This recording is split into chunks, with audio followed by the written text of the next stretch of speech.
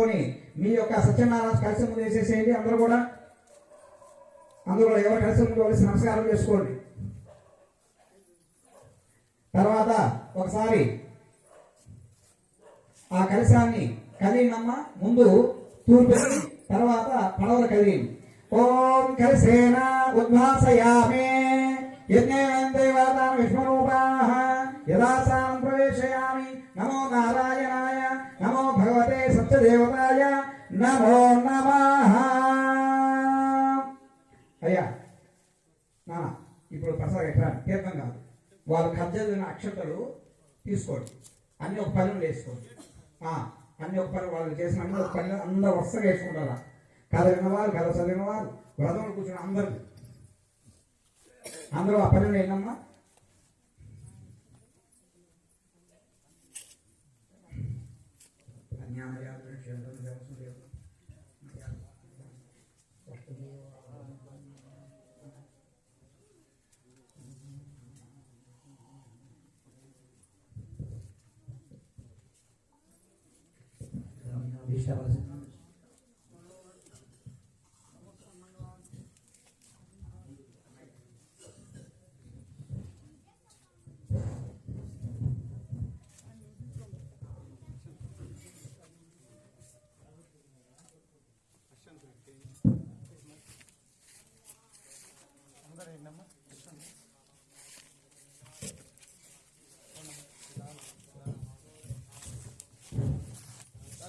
మీ చేతులు లక్ష్యం ఇస్తాను కదా సార్, దండం పెట్టండి సార్. ఇదే ఇచ్చేయి సార్. ఇంకెవరన్నా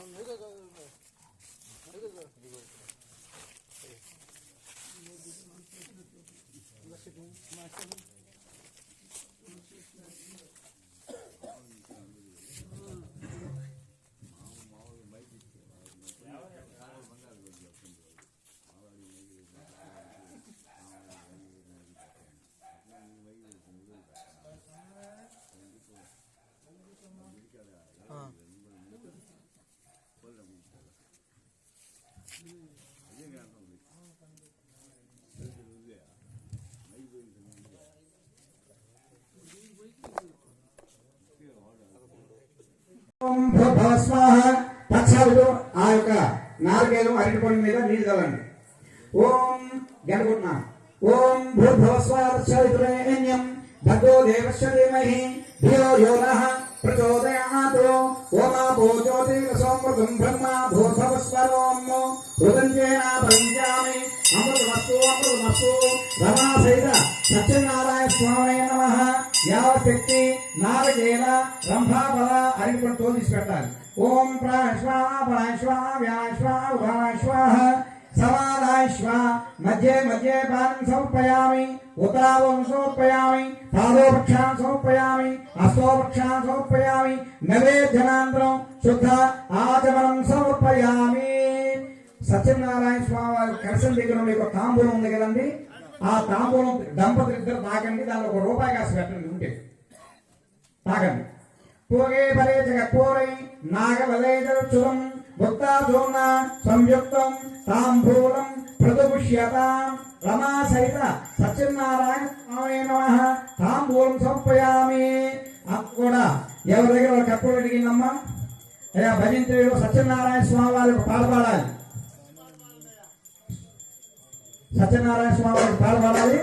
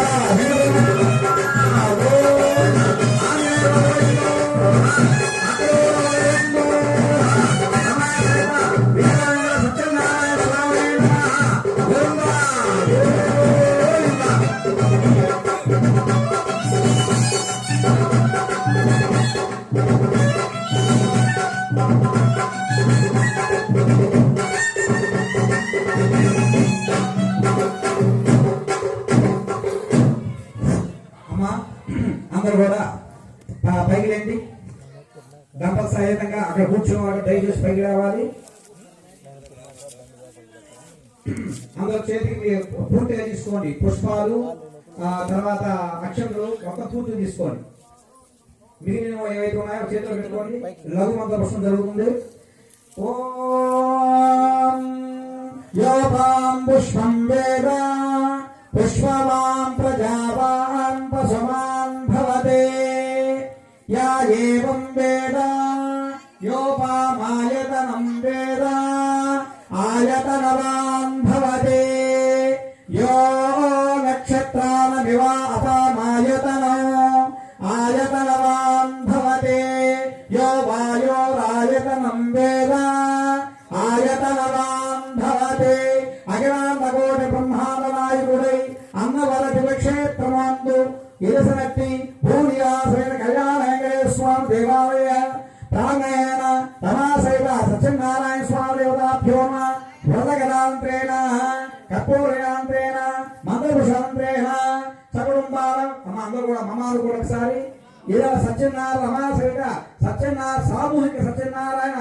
ఉభయదాదస్య తత్సకుటుంబానం సపుత్రస్య సభాంధవస్య క్షేమ స్థైర్య ధైర్య విజయ అభయ ఆయు ఆరోగ్య ఐశ్వర్యాభివృద్ధ్యర్థం ధనకరగస్తు సంప్రాప్తిరస్తు వంశావృద్ధిరస్తు వ్యవసాయవృద్ధిరస్తు పాణిపట సగ అభివృద్ధి వలసిత్యర్థం ఈప్సితాల వలసిత్యర్థం ఇహ జన్మ జన్మాని చ సప్త జన్మాని సుకృత పాపక్షయణార్థం అక్షయ పాత్ర పుణ్య సిద్ధ్యర్థం రమా సహిత సత్యనారాయణ స్వామి దేవత కృపా కటాక్ష సకల కాల సిద్ధ్యర్థం అభీష్టఫల సిద్ధిరస్తు భ్రువంతో న గృహంతో తథాస్తు తథాస్తు తథాస్తు.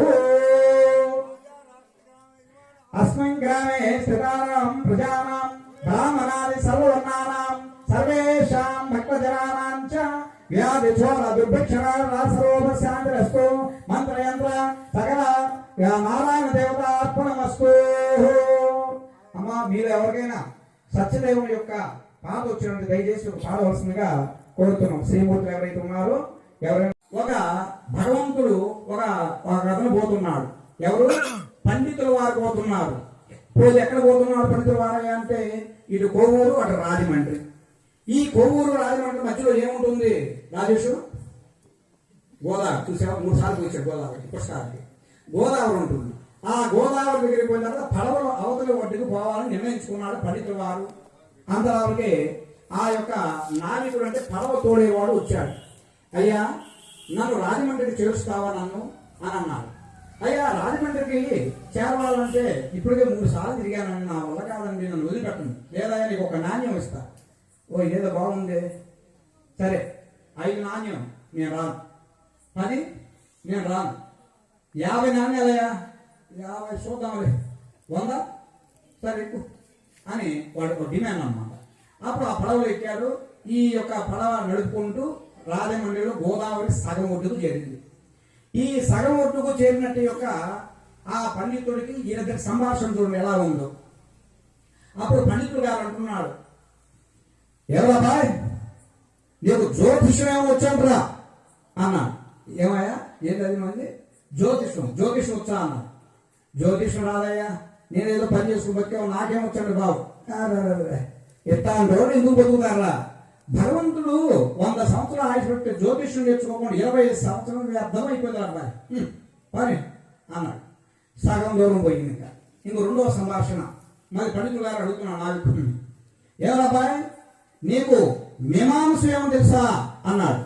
ఏమాంసం అయ్యా? మీమాంసం. ఈ మీమాంస గారు అదేదో తెలుసయ్యా. ఏడ్చినట్టుంది. 100 ఆ యొక్క 100లో పావు భాగం పోయింది, దీంతో ఇంకొక 5 భాగం పోయింది, ఇంకా 50% మిగిలింది. సరే ఇంకొక ముందుకు పోతుంది పడవ, ఇంకొక దూరం రాజమండ్రి. 3వ ప్రశ్న వేస్తున్నాడు ఈ పండితుల వారు. ఏమని వేస్తున్నాడు? ఏమయ్యా నీకు జ్యోతిష్యం తెలియదు, అస్త సాముద్రికం తెలియదు, మీమాంసం తెలియదు, నీకేం తెలుసయ్యా అన్నాడు. అయ్యా నీకు ధనం పెడతానయ్యా, నన్ను వదిలిపెట్టు, నీ డబ్బు దేవుడిని వెనక తిరిగి వెళ్ళిపోతాను అన్నాడు. సరే సరే ఏడ్చినట్టుంది. ఇట్లాంటి ఎందుకు పుడతారు, ఎందుకు చేస్తారు, ఏం నేర్చుకోకుండా అని తన ఆ యొక్క గర్వంతో మాట్లాడాడు పండితులు వారు. ఇంకా రాజమండ్రి కొంచెం దూరం ఉంది. అప్పుడు ప్రశ్న ఇతను వేస్తున్నాడు. ఎవరు? ఆ పడవ నడిపే యొక్క నావికుడు ఎవరైతే ఉన్నాడో అతను వేస్తున్నాడు చక్కగా. ఏం వేస్తున్నాడు ప్రసాద్ గారు అంటే అది మిమ్మల్ని కాదు కదా. అప్పుడు అంటున్నాడు, ఏమయ్యా నీకు వెనక ఏమైనా శబ్దం వినిపిస్తుందా?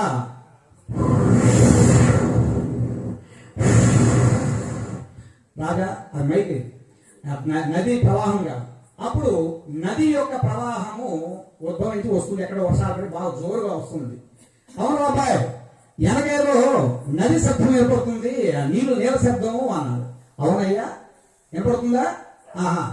ఇప్పుడు ఏం చేద్దాం అనుకుంటున్నావు అన్నాడు. ఏం చేద్దామరా నువ్వు చెప్పాలరా అన్నాడు. ఇందాకేదో అన్నారు మీరు, నేనేమన్నాను అబ్బాయి అన్నారండి, గుర్తు చేసుకోండి. జ్యోతిష్యం వచ్చా, మీమాంసం వచ్చా, అర్థ సామర్థ్యం వచ్చా, అది కదా మీరు అనండి. అవును రోయ్ గుర్తొచ్చింది. సరే కానీ ఇప్పుడు మనం ఎక్కడ ఉన్నామండి? గోదావరి మధ్యలో ఉన్నాం, అవునా? అవును అబ్బాయి. అయితే నీకు ఒక విద్య వచ్చండి అన్న. విద్య? ఏ విద్య? ఈత విద్య అన్నాడు. ఈత విద్య నాకు రాదురా. రాదు చాలు అంటూ ఆ నదిలో వాడు కొట్టుకుంటూ ఈ యొక్క ఈదుకుంటూ గట్టుకు జరుపుకున్నారు. ఎవరు? ఈ యొక్క నావికుడు. ఒరే నన్ను కాపాడరా అన్నాడు. అయ్యా జ్యోతిషం ఉంది, మీమాంసం ఉంది, అస్త్రసామగ్రి ఉంది, అన్ని విద్యలు నీ దగ్గరే ఉన్నాయి, నువ్వే కాపాడుకో అన్నాడు. ఆ నదిలో కొట్టుకొని వెళ్ళాడు పండితుడుగా. అంటే ఒకరిని సంభాషించగా కథ ఇది. అంటే దీనికి అర్థం ఏమిటాయి అంటే వాడు చక్కగా ఇదేమా, మనము బతుకు జీవుల కోసం మన ఉద్యోగాన్ని, వ్యాపారాలని, రకరకాల మన బతకాలు కాబట్టి చేస్తూ ఉంటాం. కానీ నిజమైన విద్య ఏమిటాయి అంటే ఈ విద్య ఆ పండితులు గారు అన్ని విద్యలు ఉన్నాయి కానీ నది దాటి రాజమండ్రికి వెళ్తే తన విద్యను సంపాదించుకునేది పావుల డబ్బులు. కానీ నిజమైన విద్య ఏంది? నదిలో కావాల్సిన ఈత విద్య కావాలి. ఈత విద్య ఉంటూ బయటపడ్డాడు ఆ నావికుడు. అలాగే పరమాత్మ సత్యస్వరూపుడైన యొక్క సత్యనారాయణ యొక్క వ్రతంలో చెప్పబడింది ఏముంది అంటే ఇన్ని విద్యలు చదువుకున్న కూటి కోసమే కానీ నిజమైన విద్య మనం ధర్మ మార్గంగా కష్టపడి సంపాదించడంలో 10 రూపాయలు భగవత్ కైంకర్యానికి వినియోగించుకుంటూ పెద్దల యందు గౌరవం ఉంటూ సత్సంగమైనట్టు చేసుకుంటూ నిరంతరంగా ఉండాలి అని ఈ కథ యొక్క నీతి చెప్పబడింది. సరే మీకు ఆలస్యం అవుతుంది, ఇంక ముగిద్దాం అన్నయ్య. ఓం అమ్మ మీ దగ్గర టంకాయలు చూసుకున్నట్టయితే పోయినసారి మీకు అక్షంతల కథ చెప్పాను, విన్నారుగా బాగా. మనకు ఒకసారి చెప్దామా వద్దా? సరే చెప్దాం. ఒకసారి అయ్యా రైతు అంటే మీరు ఏమనుకోకండి, లేదా నా పేరు చెప్పుకుంటే ఇబ్బంది ఏం లేదు. తర్వాత ఒక రైతు గారు ఒక పట్టణానికి వెళ్ళాడు. ఆ ఎక్కడ పట్టణము అంటే మనకి ఒంగోలు పట్టణమే కదా. ఆ ఒంగోలు నగరానికి వెళ్ళి ఉన్నారంట. అలాగా ప్రసాద్ గారు అన్నయ్య గారు లాంటి ఒక శ్లోకం చెప్తున్నాడు. అతని అభ్యాగతో భవ, అతని గౌరవించాలయ్యా, నా ఇంటికి వచ్చేవాళ్ళని అని అన్నాడంట. సరే అని చెప్పేసి ఆ విధంగా ఆయన ఉపన్యాసం విన్నాడు. ఇంటికి వచ్చాడు. రోజుకి ఇంత అతిథికి అన్నం పెట్టాలని చెప్పి ఆలోచించుకున్నాడు. సరే ఇంటికి వచ్చిన తర్వాత ఈ అతిథి అనేది ఎవరున్నారో మన ఊళ్ళో అని చెప్పేసి చూద్దామని చెప్పేసి వెళ్ళాడు. వెళ్ళిన తర్వాత ఎవరు కనపడాల. ఇంకా పక్క ఊరికి వెళ్ళి ఒక అతిథిని పిలుచుకోవచ్చి ఆయనకి చక్కగా పంచపక్ష ఫలాలను గోలు పెట్టాడు. వారి చేత ఆశ్రయించి ఆయన వెళ్ళిపోయాడు. ఏమే ఈ రోజు మనం అతిథి పూజ చేసాము చక్కగా, అబ్బా సంతోషం. ఏమంటే రేపు ఉంది కదా, ఏం చెప్పాడు నీకు ఉపన్యాసం వాళ్ళు పంతులు అయ్యారు, రోజు అతిథి పూజ చేయాలి అని అన్నారు కదా, ఇంకా రేపేమో ఎక్కుదామనండి. సరే ఎదుగుదామని అన్నారు. తర్వాత అందరూ మన గ్రామంలో ఒక యాప చెట్టు కింద ఒక సోమరిపోతాడు ఒకడు కూర్చో ఉంటాడు. వాడు కూర్చోండి పక్క ఊరి నుంచి వస్తున్నా అతను చూసారే ఎక్కడ నన్ను వెళ్ళేది అన్నాడు. మీరు ఏ ఊరు? మా ఊరికి ఎందుకు వచ్చామని. లేదయ్యా ఇక్కడ ఎవరు రామయ్య గారు అంటే కృష్ణయ్య గారు అంటే వాళ్ళ దంపతులు నాకు భోజనం పెడతానంటే వెళ్తున్నాడు. వాళ్ళ ఇంట్లో ఏముంది, కూరలేడు ఏమేరు, ఇక్కడ ఏం లేదు, వాళ్ళ పెట్టే పిచ్చినారు వాళ్ళు, పిల్లికి కూడా పిచ్చనేరయ్యా అని చెప్పి అన్నాడు. అది నన్ను పిలిచారే అని అన్నాడు. నా మాట వెళ్ళిపో అన్నాడు. పంపించాడు. వీడు కూర్చున్నాడు. మా దగ్గర యాప్ చెట్టు హాయి గజ్జాగా పడుకున్నాడు యాప్ చెట్టు కింద. అయిన తర్వాత ఎవరు చూసినా కూడా ఏంటి పిలిచినోడు రాలేదని చెప్పి అక్కడికి వచ్చిన తర్వాత ఇక్కడ ఒకటి కనపడ్డాడు. కనపడగానే ఏమయ్యా ఈ రోజు ఏమన్నా పక్క నుంచి ఎవరైనా వచ్చారంటే అబ్బాయి ఎవరు రాలేదు, నీ ఒక్కరే ఉన్న యాప్ చెట్టు ఏం చెప్పు, నాకు బిజీగా ఉన్నా. సోమరిపోతాడు వాడు బిజీగా ఉన్నాడు చూడండి. సరే అంటే సరే ఏం లేదు, మా ఇంట్లో అన్నం పెడదాం అనుకుంటున్నాను, రోజుకు ఒకటి భోజనం పెట్టాలి, మీరు భోజిస్తారయ్యా అన్నాడు. నాకు సమయం లేదు ఇప్పుడు అన్నాడు. తర్వాత రాజా సరపా నేను ముందు పోయి వెనక వస్తాను చెప్పి పోయి చక్కగా కాలు కడుక్కొని భోజనం పెట్టాడు. ఆ రోజుకి ఆ సోమరిపోతాడికి కడుపు నిండిపోయి హాయిగా నిద్రపోతు బుర్ర పెడుతున్నాడు, నిద్రపోతున్నాడు. ఎట్లా ఒక రోజు జరిగింది, 2 రోజులు, 3 రోజులు దిగింది. ఆ 5 రోజులు జరిగిన తర్వాత ఇప్పుడు భార్య గారు అంటున్నాడు, ఏమండి ఈ అతిథి పూజ ఏమో నా దుంప తిరుగుతుంది, మా ఇప్పటికి పాతకేద బస్తా 3 బస్తాలు అయిపోయిందండి, ఆపండి ఇప్పుడైనా ఆ మాటని. వాళ్ళేదో మైకులు చెప్పారనుకో, నువ్వు అతిథి పూజ ఇది అన్న. అతిథి అంటే ఏంటండి, ఈ రోజు వచ్చి మళ్ళీ రాకుండా ఎప్పుడు సంవత్సరాలు వచ్చాడు అతిథి, రోజు వచ్చాడు అతిథి కాదన్నవాడు అని. సరే ఏం చేద్దామని, అది వచ్చే టైం అయింది, వాడు వస్తున్నాడు, నువ్వు వద్దని వాడు వస్తున్నాడు వాడు అని. సరే తలుపు వేసేయండి అన్న. తలుపు వేసేసాడు. తలుపు తడుతున్నా, మా ఏదో అన్నం రెడీ చేశారా, వాటి భాష ఎట్టుందో చూడండి. పాము వాళ్ళ ఇంటికి వచ్చి అడగడమే కాకుండా రోజు అలవాటు అయిపోయిందా, ఏమ్మా ఆకలి అవుతుంది కానీ ఏంటి కూడా గుర్తుగా కొట్టేసి కూడా తల్లి అన్నాడు. బెదిరించాం మళ్ళీ అనగా, ఏమండి వాడు వచ్చాడండి, నాకు భయంగా ఉందండి, ఇప్పుడు ఎట్లా చేసేదండి అని. ఏం చేసేది, నువ్వు చేసిన పని నేను బాధపడుతున్నాను, ఇప్పుడు ఏం చేద్దాము అని సరే ఈరోజు తలుపు నీ పెడదాము అన్నాడు.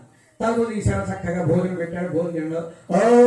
బా ఈరోజు బ్రహ్మాండంగా చేసేమ్మా, చిరంజీవ సౌభాగ్య అయ్యా, నువ్వు దీంచిన పుణ్యం కానీ నువ్వు ఆ చెట్టు పనుకోకు అనగాని ఆ చెట్టులు మళ్ళీ పడుకు వాడు గొట్టలు పెట్టడం మొదలు పెట్టాడు. ఇట్లా గెలుస్తుంది కాలం. ఇంకా చివరిగా భార్య అనేది ఏమంటే పని చేద్దాము, మనం తినేదాన్ని కూడా బీపీ పెట్టుకోలేవు ధాన్యం, సరే వాడు వచ్చే ముందు మన ఇద్దరం తిట్టుకున్నామండి అని. తిట్టుకున్నాం, వాడి కోసం మనం తిట్టుకోవడమే రావట్లేదు అని. ఏం లేదండి, పెళ్ళి అప్పుడు మా వాళ్ళు నువ్వు తిట్టావు, పెళ్లి తర్వాత మీ వాళ్ళు నేను తిట్టాను, కాబట్టి ఇప్పుడు ఇద్దరు తిట్టుకున్నామండి, ఆ తిట్టులు కూడా వెళ్ళిపోతాడండి అని. ఓహో అట్లనా, సరే అండి, అదే వస్తున్నా తలుపు వేయాలి. తలుపు వేశారు. ఏమయ్యా ఈరోజు వంటకం ఏంది, ఈరోజు వంటకం ఉంది. మొదటి ఫ్లోర్ ఇట్లా వచ్చాడు, ఇట్లా తిన్నాడు, ఇట్లా చేశాడు, వాళ్ళని ఈయన తిట్టడం మొదలుపెట్టింది. నన్ను తిడతామంటే అంటే ఈయన ఆనుకోవడం తమాషగా అసలు నిజమైపోయి నిజంగా కొట్టుకున్నాడు. దంపతులు ఇద్దరు కూడా ఇద్దరు కొట్టుకున్నారు. వాడు చూసి, నా గురించి మీ అన్నం పెట్టకపోయారు కానీ మీరెందుకు కొట్టుకుంటారు నా తల్లి, నేను వెళ్తున్నా ఈ ఊరు ఇంకో ఊరు నేను పోతున్నాలే అంటే వెళ్ళిపోయాడు. పాపం మంచివాడు. వెళ్ళిపోయిన తర్వాత భార్య కిటికీ గుండా చూసి, ఏమండి మీరు ఆ కిటికీ గుండా చూడండి, నేను ఈ కిటికీ గుండా చూస్తాను అని కిటికీని చూస్తే వాడు లేడు. ఏమండి వాడు వెళ్ళిపోయినా, అమ్మ ఏమండి మీకేమో దెబ్బలు తగిలే, మిమ్మల్ని నేను తిట్టానండి. అబ్బాయి నీ పుట్టినరోజు అన్నీ ఇప్పుడు గుర్తొచ్చాయి తల్లి. సరే తిట్టే నా భార్య కదా, ఏమంటే నన్ను కొట్టారు కదండి, చూడు వాతలు పడ్డాయి, పెళ్ళెప్పుడు కూడా నాకు కొట్టలేదండి అని. పెళ్ళెప్పుడు మీ ఆయన ఒప్పుకోడు కదమ్మా అంటూ ఒకరినొకడు ఆ విధంగా ముచ్చటించుకుంటూ బాధపడుతూ తర్వాత ఇస్తరాకేసుకున్నారు చక్కగా. ఏమో ఆ పంచపక్షం అనేది ఆకలి అవుతుందబ్బా, ఈవిని కొట్టేలాగే నాకు ఆకలి అవుతుంది బాగా కూర్చొని ఇంకా తినబోతున్నాడు. ఈడు పాపం సోమరిపోతు కదా, మంచివాడు పాపం. ఈయనేం చేశాడు, దొడ్డు గోడ గురించి నేను పోయాను అనుకున్నారా, నేను వెనకే ఉన్నాలే, మీరేం భయపడకాకండి. అంటే దీని కథ ఏమిటంటే, మనిషికి మనం దానం చేసే గుణం అనేది ప్రతి వాడికి ఉండాలి. అతి దానం చేసినప్పుడు కూడా ఇలాంటి వాళ్ళు తయారవుతుంటారు అని దీంట్లో యొక్క కథ. ఇంకొక చిన్న కథ చెప్పి ముగిస్తాను. ఆ కథ చెప్పడం ఇష్టం కాబట్టి మీరు నన్ను గురించి అనుకోవద్దు.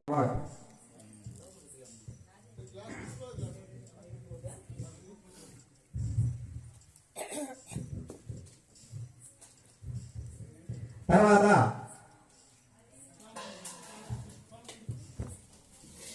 శ్రీనివాస గారు సత్యనారాయణ స్వామి వారు పాట పాడదామని విన్నాము.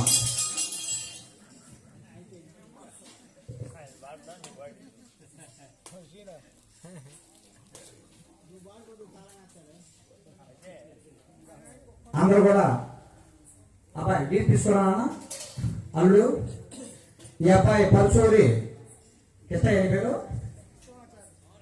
మోహన్ కృష్ణ. పర్వాలేదు, కృష్ణ పరమాత్మ వచ్చినట్టే మాకు ఈరోజు. పవన్ కృష్ణ మా అల్లుడు, మా చెల్లెలుడు.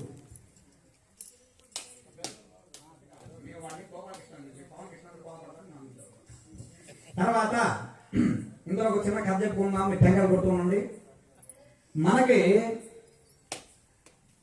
ఈ యొక్క కథలో ఆశ సంభాషణగా మోహము గురించి మనం తెలియపరుచుకున్నాం. ఒకసారి ఒక రైతు గారు చక్కగా చెరుకు తోట వేసాడు. ఏం తోట? చెరుకు తోట. చెరుకు ఇచ్చినట్టే ఉంది. చెరుకు తోట వేశాడు. చెరుకు తోట వేశాడు. చక్కగా చెరుకు అది పెరిగింది. అయితే ప్రతిరోజు కూడా ఆ చెరుకు తోటలో ఉన్న చెరుకు మాయమైపోతుంది. ఏమైపోతుంది? మాయమైపోతుంది. ఎందుకు అయిపోతుంది అని నాకు అర్థం కాదు. ఒక కాపలా ఉన్నామని చెప్పి కాపలా ఉన్నాడు రైతు గారు. ఒక ఐరాత్మైనటువంటి ఏనుగు రోజు రావడము, ఆ ఏనుగు ఆ చెరువులో రాసిందని కూడా సారాంశం తీసుకెళ్ళడం జరుగుతుంది. అరే ఏనుగు అంతా ఐరావతం పాడు చేస్తుంది, ఇది అసలుకి మన మూలం ఎతకాలి, ఇది ఎక్కడి నుంచి వస్తుంది, అసలుకి ఎవరైనా పంపించారా లేదా దానికి వస్తుందా అని చెప్పి అప్పుడు ఆలోచించడం వారి రాత్రి అంతా కాపలో ఉండి ఆ ఏనుగు అడుగుదారు, ఏనుగు ముందు పోతే ఈయన వెనక పోతూ ఉన్నాడంట. పోయి కొంత దూరం పోయిన తర్వాత ఆ ఏనుగు ఎక్కడదయ్యా అంటే స్వర్గలోకంలో ఇంద్రుడి దగ్గర ఉన్న ఒక ఐరావతం అనే ఏనుగు. అప్పుడు ఏనుగు దానికి రెక్కలు వచ్చి ఎగరడం మొదలు పెట్టింది. మనకు చిన్న డౌట్ వస్తుంది, అది చెప్తాను మీకు. తర్వాత ఆ ఏనుగు ఆకాశంలోకి పోతుంటే టక్కని తోటను పట్టుకున్నాడు. ఎవరు ఆ రైతు గారు. ఆ రైతు గారు ఆ ఏనుగు యొక్క తోటను పట్టుకున్నాడు. నౌకమైందయ్యా, తోటను పట్టుకుని ఆ ఏనుగుతో పాటు ఆకాశ మార్గమైన స్వర్గలోకం వెళ్ళాడు. వెళ్ళిన తర్వాత ఆ ఐరావతానికి ఇంద్రుడు కొన్ని ఈ యొక్క ధనాన్ని బంగారాన్ని అన్ని ఇచ్చాడు. ఎందుకంటే అది వాహనం కదా, వాహనానికి ఇయ్యాలా పర్లేదు. ఆ ఇచ్చిన తర్వాత ఈ యొక్క రైతు గారికి ఇవన్నీ సగం తీసుకోపో, పాపం నీ చెరుకు తోటలో సగమే నేనే తిన్నాను, నాకు చేసిన వ్యక్తిని మర్చిపోకూడదు, అందులో నువ్వు రైతు కాబట్టి అని చెప్పి ఆ సగం బంగారాన్ని ఆయనకి ఇచ్చారు. ఎవరు? ఐరావతం. సరే వస్తూ మళ్ళా పక్కన వచ్చింది. అదే ప్రకారంగా వచ్చిన తర్వాత, ఓ రైతు, నీకున్నంత యొక్క ఆ చెరుకు మిగిలిన యొక్క సగభాగం నాకు ఇవా, నీకు కొంచెం ఇంకా నీకు బంగారాన్ని ఇస్తాను, ధనాన్ని ఇస్తాను అని అంట. సరే అని చెప్పి అది అలాగే ఇచ్చిన తర్వాత ధనాన్ని ఇచ్చాడు. ఇంకా ఆ ఊళ్ళోనే కోటీశ్వరుడు మిద్దె బ్రహ్మాండ అసలు ఆయన యొక్క జాతకమే మారిపోయింది ఆ రైతు. తర్వాత మనక ఆ పక్కన ఉన్న పొరవాళ్ళు ఏం చేశారు, అరే ఈ సుబ్బారావు అనే ఒక రైతుకి ఇంత ధనం ఎట్టొచ్చింది, నిన్న కాకుండా చెరుకు ఇంత ధనం వస్తుంది ఎక్కడైనా, నేను 20-30 ఎకరాలు నాకే రాలేదు, వీడు బిల్డింగ్ కట్టాడు, ఈ బ్రహ్మాండం బాగొడుతున్నాడు అని ఏర్స చేత అసలు ఏంటి అయితే కథ అని చేద్దామని చెప్పేసి ఆ రైతుని అడిగానంట. ఓరవలేక రైతు దగ్గరికి పోయాడు. పోయి నీకు ఇంత ధనం ఎక్కడి నుంచి వచ్చింది, నీకు నిజం చెప్పు, అబద్ధం చెప్పుకున్నా. ఆయన అబద్ధం చెప్పుకున్నాయా, ఒక ఏనుగు వచ్చి నా యొక్క చెరుకు తోటలో చెరుకు తినడం మొదలు పెట్టింది. ఆ మొదలు పెట్టడం చేత ఆ తోట పట్టుకొని నేను పైకి వెళ్ళాను. పైకి వెళ్ళిన తర్వాత దాన్ని మెచ్చి దాని ధనం ఇచ్చింది, నాకు ధనము బంగారం ఇచ్చింది ఆయన. ఓహో అట్లేనా, అరే సుబ్బయ్య, వెంకయ్య, రామయ్య, మనం కూడా 30 ఎకరాలు చెరుకు తోట వేద్దామరా అన్నాడు. అని చెప్పి 30 ఎకరాలు చెరుకు వేశాడు. వేసింది అంటే వాళ్ళ ఆలోచన ఏంటంటే, ఒక ఎకరం చెరుకేస్తేనే ఇంత బంగారం వచ్చింది, ఇంత బాగుపడ్డాడు, నేను 30 ఎకరాల తోట కలిగేస్తే నేను ఇంకెంత బిడ్డలు కట్టొచ్చు అని ఆలోచించాడంట ఆ యొక్క సుబ్బారావు, రామారావు అని వారు. సరే వాళ్ళ తోట వేస్తే ఇప్పుడు లాగా ఏనుగు వచ్చింది, బాగా శుభ్రంగా కానీ పాపం ఏమి వీల. తర్వాత మళ్ళీ ఇంకొకటి, ఏమయ్యా మేము ఇంత 10 ఎకరాలు వేసినా కూడా మా చెరుకు అంత తిండిగా మాకేమి ఈట్లేదండి ఆ ఏనుగు అని. సరే ఒక పని చేద్దాము అని చెప్పి ఆ ఏనుగు వస్తున్నది, వచ్చే టైం అయింది, ముందు తిన్న కడుపు నిండా, అది పోయేటప్పుడు నేను చెప్పినట్టు చేయండి అని. అలాగే అమ్మ చక్కగా వినాలి మీ అందరూ కూడా. అప్పుడు ఆ ఏనుగు వచ్చింది, ఆ యొక్క 10 ఎకరాల తోటని శుభ్రం చేసింది, ఇంకా పోతుంది. రాండి తొందర రాండి, బాయ్ సుబ్బారావు, వెంకటరావు, రామారావు రాండి పొందరు అని చెప్పి ఆ 10 మంది తీసుకొని ఈ రైతు మొదటి రైతు వెళ్ళాడు. ఆ ఏనుగు పైకి ఎగరబోతుంది. పైకి ఎగరపోయేసరికి ఈ మొదటి వాడు ఆ తోటను పట్టుకున్నాడు గట్టిగా. వింటున్నారా ప్రసాద్ గారు, మీరు కాదులే కథ. ఆ కథలో ఆ యొక్క తోటను పట్టుకున్నాడు, ఆకాశ మార్గం వెళ్తుంది అది. ఇందులో అరే వాడు ముందు వెళ్ళిపోయి మనకన్నా డబ్బు సంపాదించాలని ధనరాశి గారు వాడు కాలు పట్టుకున్నాడు తొందరగా, వీడు కాలు పట్టుకున్నాడు. అట్లా ఆ ఏనుగు పైకి ఎగురుతుంది, ఏనుగు ఒకటి పట్టుకున్నాడు, వాళ్ళని ఇంకోటి 10 మంది పట్టుకున్నారంట. అప్పుడు చెప్పుకుంటున్నారంట వాళ్ళ ఈ సంభాషణ ఎట్లా ఉందో చూడండి. అరే మనం వీడు కనుక కొంచెం కనుక వెనకొచ్చినట్టయితే ఈయన ముందు పోయి మళ్ళీ డబ్బు సంపాదించుకున్నవాడు, మనం కాలు పట్టుకున్నాము, వాడితో మనం కూడా పోతాము అని చెప్పి ఆ విధంగా పోతున్నాడంట. ఈ కింద ఏం చేశాడు, దమ్ముకుంటాడా, అరే సరే కానీ ఈ ఏనుగు ఎక్కడ పోతుందా అన్నాడు. నాకేం తెలుసు, పై వాళ్ళని అడుగుతా అన్నాడు. పై వాళ్ళని ఎక్కడ పోతుంది, నాకేం తెలుసు వాడినడిగా. ఇంకా అంత చివరికి వచ్చాడు. చివరికి వచ్చింది అక్కడ ఉన్నాడు అసలు.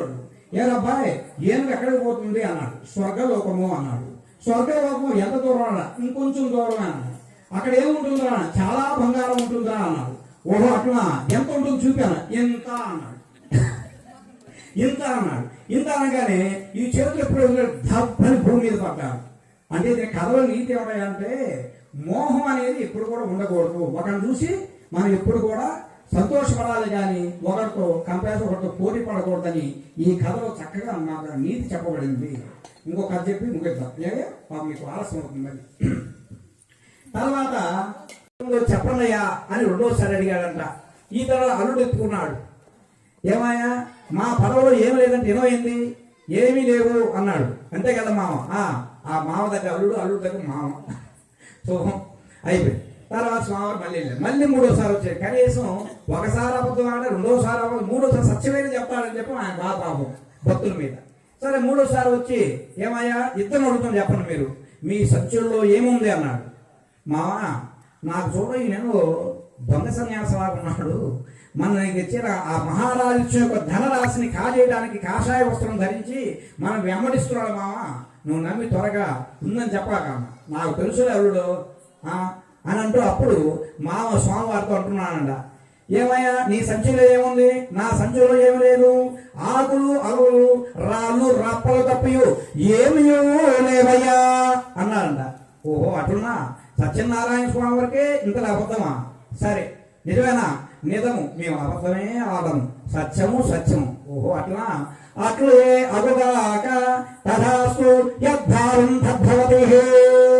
మన భగవంతుడు ఏదైతే సమర్పిస్తామో అది మనకి తిరిగి వస్తూనే ఉంటుంది. కాబట్టి ఆ స్వామివారి పోయి ఆ చెట్టు కింద నిలబడ్డాడు. మరి నేను వస్తాను తెలుసు. పడవ తేలికైంది. పడవలో మూటలను చూసేలాగే దాంట్లో స్వామివారి యొక్క ప్రభావం చేత నగలు లేవు, నట్లు లేవు, ధనము లేదు. మూటలన్నీ కూడా ఆకులు రాళ్ళు రప్పలు తప్ప ఏమీ లేకపోవడం చేత మూర్ఛితుడైన మామ అల్లుడిద్దరు పడవలు పడిపోయి మళ్ళీ తేరుకొని మామ ఆయన వచ్చినవాడు నిజమైన సన్యాస మామ, దొంగ సన్యాసం మామ, ఆయన పోయిందంటే అన్ని పోతాయి, ఆయన త్వరగా పోయి ఆయన పాదాలు పట్టుకున్నాం పామావ అంటూ ఆ మామలు పడవ దిగి త్వరగా ఆ మహానుభావుడి దగ్గర పోయి కుడిగారు ఒకడు ఎడగారు ఒకడు ఇద్దరు పట్టుకొని వారి విధంగా అంటున్నాడంట. నమో వాధనతీతాయ అమిత శక్తి ఆది మధ్యాంతరహితాయ అనంతాయ గుణాత్మనే సత్యస్వరూపాయ అన్యదా శరణం నాస్తి త్వమేవ శరణం మమ తస్మాత్ కారుణ్య భావేన సత్యదేవం ప్రణమామ్యహం. ఓ దేవాదిదేవా, నీ మాయం తెలుసుకున్నకు మేము మూఢులము, అజ్ఞానం, మీ బిడ్డలము, తెలిసి తెలియక తప్పులు చేస్తున్నాం, మా తప్పులు క్షమించి మా యొక్క ధనరాశిని మాకు ఇప్పించు తండ్రి అని ఆయన కాలు పట్టుకొని ప్రార్థించారంట మామూలు. ఎప్పుడైతే ఒక మనిషి అన్న తర్వాత తప్పు చేయడం ఎవరికైనా సహజం, కానీ అదే తప్పుని తాపగా చేయకూడదు. పశ్చాత్తాపం అనేది జీవితంలో ఒక్కసారి మాత్రమే. అప్పుడు వాడు వేరుకున్నాడు, పశ్చాత్తాపడ్డాడు, ఏడ్చాడు, దుఃఖించాడు. ఎవరి స్వామివారిని వేరుకున్న తర్వాత సరే లేండి, ఇంకనైనా మీరు నా యొక్క వ్రతాన్ని శ్రద్ధాభక్తులతో ఆచరించుకో పొమ్ము అని స్వామివారి చెప్పగా ఎమ్మడే పడవలో వచ్చి చూడగా ఆ యొక్క వర్తకుల దక్షిణ యొక్క ధనము ఒక మూట, మహారాజు వారి ఇచ్చిన యొక్క ధనరాశి రెండో మూట, భగవంతుడి కృప చేత మూడో మూట కూడా వచ్చి చేరింది. ఎమ్మడే బతుకు జీవడా అనుకుంటూ ఆ పడవలో ఆ నదిలో వెళ్తున్నాడంట. అలా వెళ్ళగా వెళ్ళగా వెళ్ళగా కొంత దూరం వెళ్ళిన తర్వాత ఒక దూతను పంపించాడు. దూత త్వరగా నువ్వు వెళ్ళి నా భార్య అయినటువంటి లీలావతి కళావతిని తీసుకొని మీ నాన్నగారు అల్లుడుగా ఇప్పుడే రత్నసారం అనే ఒక పురాణం నుంచి చేరుకొని వస్తున్నాడమ్మా, ఈ మూటలు ధనరాశిని దించాలి, మీ నాన్నగారు అల్లుడు వస్తున్నాడని చెప్పేసి రా పో త్వరగా అని ఒక దూతను పంపించారు. దూత కింద పడుతూ పైకి లేస్తూ వెళ్ళి, ఓ లీలావతి అమ్మ, మీ ఆయన గారు మీ అల్లుడు గారు ఇప్పుడే రత్నసారపురానికి రేవు చేరుకుంటున్నాడు, నన్ను త్వరగా పంపించారమ్మా, కాబట్టి త్వరగా రామ్మా అని అనగా అప్పుడు లీలావతి పరుగు వస్తూ అమ్మాయి అనేటి కళావతి చెప్పింది. అమ్మాయి కళావతి, మీ నాన్నగారు అదే ప్రకారంగా అల్లుడు గారు ఇప్పుడే ఆ యొక్క రత్నసారపురం వస్తున్నాడమ్మా, నేను వెళ్తున్నాను, నువ్వు కూడా వ్రతాన్ని చేసి త్వరగా రామ్మా అని చెప్పి లీలావతి కళావతికి చెప్పి తర్వాత తన నది దగ్గరికి వెళ్ళిందంట. వెళ్ళింది, మామగారు దిగారు, మామగారు దిగింది అల్లుడు గారు, మామగారు దిగారు, తర్వాత ఆ ధనరాశులు దిగారు, ఇంకా అల్లుడు గారు దిగబోతున్నారు. ఇంతలో ఆ కళావతి వ్రతాన్ని చేసి పరుగుపురం భర్త వస్తున్నాడు యొక్క సంతోషంతో ఎదురెళ్ళి అక్కడ చూసి నా భర్త ఇక్కడ ఉన్నాడు, ఎన్ని రోజులు పెళ్ళిన తర్వాత అని చెప్పి సంతోషంతో ఆ భర్త ఆనందమైందో ఉంది. అప్పుడు సత్యనారాయణ స్వామి వారు ఆగ్రహించినట్టు వారై, అరే నా వ్రతాన్ని అయితే చేసిందే, నా యొక్క ప్రసాదాన్ని భుజించకుండా వచ్చింది కాబట్టి అని ఆ అల్లుడిని అందరూ చూస్తున్నవాడిని తర్వాత కూడా తలకిందలు చేసి ముంచి వేశాడు సత్యనారాయణ స్వామి వారు. అందరూ కూడా మా అల్లుడు అందరూ వేడుస్తున్నారు. ముక్కు పచ్చడాలని మా అమ్మాయికి పెళ్లి చేస్తే కనీసం ఈ విధంగా జరిగేది ఏంటి అంటే ఒకరు ఏడ్చుకుంటూ దుఃఖిస్తూ బాధపడుతుంటే ఇంకా కళావతి అంటుందంట, అమ్మా నాకు వివాహం చేసే అంతవరకే తల్లిదండ్రుల యొక్క బాధ్యత, కొరవంతా కూడా నా యొక్క ప్రారంభ కర్మ ఏ విధంగా ఉంటుందో ఆ విధంగా జరుగుతూ ఉంటుంది. ఇందులో మీకు తప్పేం లేదమ్మా, మీరు బాధపడద్దు. నా భర్త లేని జీవితం నాకెందుకమ్మా అన్నాడు. అంటే ఏంటి, మనకి ధనం కాదు కావాల్సింది, భోగభాగ్యాలు కాదు. భర్త అనేవాడు చల్లగా చూసుకుంటూ, భర్త అనేవాడు ఆయుష్యవంతుడైనప్పుడు సౌభాగ్యం కోరేది భర్తే కాబట్టి అమ్మాయి సౌభాగ్యం బాగుండాలని భర్త గారు బాగుండాలి. కాబట్టి ఈ వ్రతంలో చక్కగా చెప్పబడింది. ఆ విధంగా ఆ యొక్క ఎవరైతే సౌభాగ్యం కోరి ఉంటారో ఈ వ్రతాన్ని ఆచరిస్తుంటారో అని చెప్తూ అప్పుడు స్వామివారిని వేడుకున్నారంట. అమ్మా నా భర్త లేని జీవితం నాకు వ్యర్థం, నా భర్తతో పాటు నేను కూడా ఈ యొక్క నదిలో దూకి ప్రాణత్యాగం చేసుకుంటానమ్మా అని చెప్పి ఎగిరి ఆ నదిలో దూకపోయేసరికి స్వామివారు ఆకాశంలో గోచరించి శబ్దోచ్చరంతో మాటలు వినపడ్డాయంట. ఓ ఈ వ్రత కూడా నీ యొక్క కుమార్తె నా యొక్క వ్రతమైతే ఆచరించింది కానీ నా వ్రత ప్రసాదాన్ని తీసుకోకుండా వచ్చింది. ప్రసాదము అనగా నా యొక్క అనుగ్రహం. ప్రసాదం తినకుండా వచ్చింది కాబట్టి నా అనుగ్రహం వల్ల అతన్ని నేను ముంచివేశాను. పోయి అపరాధం కోరుకొని నా ప్రసాదాన్ని స్వీకరించిందా మళ్ళా నీ ఆ యొక్క అల్లుడిని పైకి తీసుకొస్తాను చెప్ప పొరుగుపొరుగున వెళ్ళి అమ్మాయి అపరాధం కోరుకొని ఆ ప్రసాదాన్ని గురించి మళ్ళీ రేవుకు వచ్చేసరికి ఎప్పటి వలె ఆ నదిలో ఉన్న యొక్క పడవతో సహా ఒడ్డుకు చేర్చాడు సత్యనారాయణ స్వామి వారు. చేర్చి ఓ ఈ వతుకులారా ఇంకనైనా జాగ్రత్తమైన ఆ వ్రతాన్ని శ్రద్ధాభక్తులు ఆచరించము, అశ్రద్ధ పనికి రాదు పొమ్ము అని చెప్పారు. ఎమ్మడే మామ అల్లుడు లీలావతి కళావతి ఇంటికి వెళ్ళి ఏమండి ఇప్పుడైనా మనం సత్యదేవుని యొక్క వ్రతాన్ని ఆచరిద్దామండి, నా మాట వినండి అండి. సరే దేవి మనకి ధనం వచ్చింది, అన్ని బాగానే ఉన్నాయి, ఇప్పుడు ఆచరిద్దాం అని చెప్పి చుట్టుపక్కల ఉన్న యొక్క గ్రామాలు ఎవ్వరు చేయనటి వ్రతాన్ని రంగరంగ వైభోగంతో బేలతాళాలతో చక్కగా చుట్టాలు బంధువులతో ఆ వైభవపేతం చేసి నభూతో నభవిష్యతి అన్నట్టుగా సత్యనారాయణ స్వామి వ్రత దంపులు చేసి అంతిమ మోక్షలోకమైనటువంటి వైకుంఠానికి వెళ్ళారంట. కాబట్టి సత్యనారాయణ వ్రతకాలం ముందు తృతీయోధ్యాయ చతుర్థోధ్యాయ సమాప్త. ఓం ఆకాశాత్పదం యథాగచ్చ సాగరం సర్వదేవా నమస్కారం కేశవం ప్రతిగచ్చతే నమస్కారం వాయ సహస్రమూర్తయే సహస్రపాదాక్ష శిరోరవాహే సహస్రనామ్నే పురుషాయ సహస్రకోటే యుగాధారణే నమో నమః. నమో నారాయణాయ నమో భగవతే వాసుదేవాయ నమో నమః. భగవతో ప్రేమ భగవతో వీరేణ భగవత శిరస భగవత కర్మణ భగవత గృహీతో భగవత ధ్యాత భగవాన్ జ్ఞాత పక్షవిదోరేణ్యో భర్గో దేవస్య ధీమహి ధియో యో నః ప్రచోదయాత్. ఓమా భోజోదేవసోమృతం బ్రహ్మ ప్రోర్భావసవారోం సత్యంజన మంజాని అమృతమస్తు అమృతమస్తు. గోదౌరర్కర సకల ప్రసాదేన పదమావర్తే ఓం ప్రాణ స్వాపాయ స్వావ్యాయ స్వాపాయ స్వా సమానాయ స్వా. మధ్యే మధ్యే పానం సమర్పయామి ఉతావ సమర్పయామి అస్తో ప్రశాంత సమర్పయామి నవే జనంతులు శుద్ధ ఆచమనం సమర్పయామి. భోగే పరే జగత్తోరే నాగవరే దర్శనం ముక్తాజోనా సంయుక్తం తాంబూలం ప్రతిపుష్యతాం. రమాసహిత సత్యనారాయణ స్వామి దేవతాభ్యో నమః. రాత్రకాలయో భూనిరా సమేత కళ్యాణ వెంకటేశ్వర స్వామి దేవాలయేన వైకాల శాస్త్రయుక్తే ఏతద్దేవతార్పణమస్తు.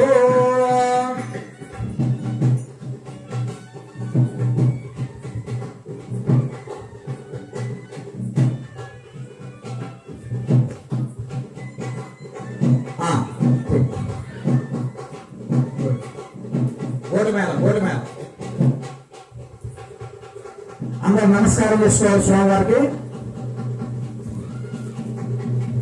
ఓం నర ప్రజామే గోపాయ అమృతాయ దేవతే జ్ఞానాక్షమాంజ అమృతే సత్యే ప్రతిష్ఠితాం. అలర్వ మే గోపాయ రస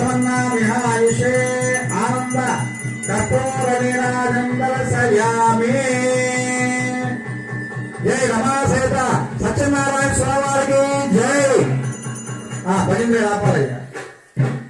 ఏ తత్ కర్పూర నిరాజంతే సుభాజం సమర్పయామి. రెండో కథలో వెళ్తున్నాము.